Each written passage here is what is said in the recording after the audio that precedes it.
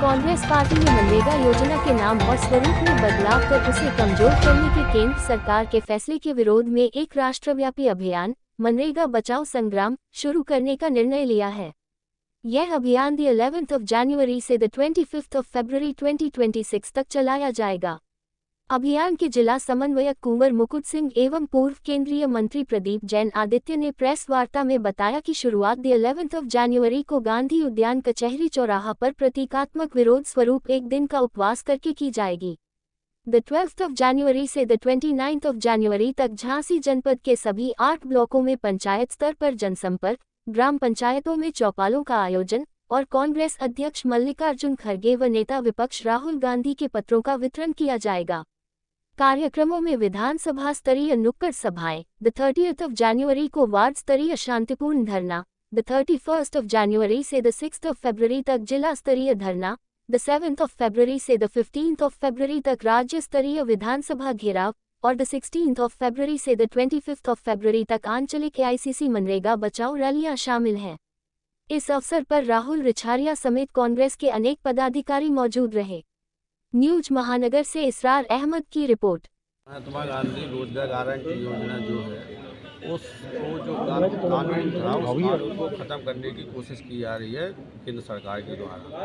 इसके लिए हम लोगों ने एक 45 दिन का रोड मैप बनाया है जिसमें चौपालें करेंगे, लोगों तक जाएंगे, उन्हें बताएंगे कि तुम्हारे अधिकार छीने जा रहे हैं, उन्हें काम से वंचित किया जा रहा है।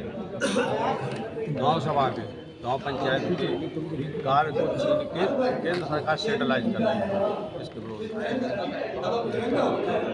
पंचायतें जिनको पूरा अधिकार केंद्र और राज्य जैसा था उनको कोई अधिकार नहीं है।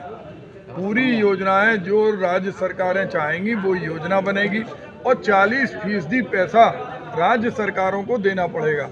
आज भी उत्तर प्रदेश के अंदर 12 ऐसी योजनाएं हैं जिनमें राज्य सरकार अपना अंशदान नहीं दे पाती हैं। जब उन 12 योजनाओं में अंशदान नहीं दे पाती तो 40% जो मनरेगा के स्थान पर जो कानून लेकर आए हैं या जो बात लेकर आए हैं उनमें कहां से ये पैसा देंगे। इन्होंने इस मूल भावना को भी ध्यान में नहीं रखा जो राजीव गांधी की सोच थी संविधान संशोधन में कि जिस तरह देश की सचिवालय दिल्ली में है, राज्य का सचिवालय हर प्रदेश के मुख्यालय में है, जैसे लखनऊ में है, ऐसे ग्राम में राजीव गांधी सचिवालय था। और कोई अगर भ्रष्टाचार होता था तो लोकपाल की नियुक्ति मनरेगा के अंदर होती थी। और यहाँ तक कि केंद्र से 11 सदस्यीय एक टीम होती थी जो अगर कोई बड़ा भ्रष्टाचार राज्य सरकार कर रही है और जिले के अधिकारी और जिले के लोग भ्रष्टाचार कर रहे हैं तो उनको भी पनिशमेंट करने का प्रावधान इस एक्ट में था। इस एक्ट के अंदर ये भी था कि जो छोटे किसान हैं बुंदेलखंड में स्मॉल मार्जिनल फार्मर बहुत ज़्यादा हैं तो उनको साल भर में चूँकि उनके पास खेती नहीं है तो उनको कभी भी काम मिलता था। अब इन्होंने कह दिया कि जिस समय फसल की कटाई का समय है उस समय हम काम नहीं देंगे। न्यूनतम वेतन के लिए उन्होंने कोई स्पष्ट बात नहीं की, वो भी राज्य सरकार के ऊपर निर्भर है। जब 100 दिन का आप रोजगार नहीं दे पा रहे, आज भी झांसी ललितपुर के अंदर जब से भारतीय जनता पार्टी की केंद्र में सरकार है और राज्य में सरकार है 6-6, 7-7 महीने से मजदूरों का भुगतान नहीं हो रहा।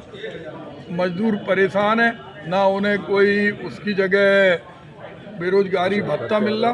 तो ऐसे में जो योजना ये लेके आए उससे निश्चित रूप से केवल लाभ होगा। जो लेबर है, जो किसान है, जो गरीब है वो पलायन करेगा और मजबूरी में अडानी अंबानी जैसे उद्योगपतियों के यहाँ काम करने को मजबूर होगा।